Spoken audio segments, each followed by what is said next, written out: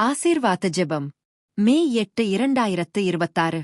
அன்பான தேவனே, இன்று உமது சந்நிதியில் நாங்கள் வருகிறோம். எங்கள் வேண்டுதல்களையும் கவலைகளையும் உம்மிடம் சொல்லி உமது பதிலை நாடுகிறோம். இந்த உலகில் பல விஷயங்கள் மர்மமாகவே இருக்கின்றன. அவற்றை முழுமையாக புரிந்து கொள்ள நாம் பலமுறை தவறுகிறோம்.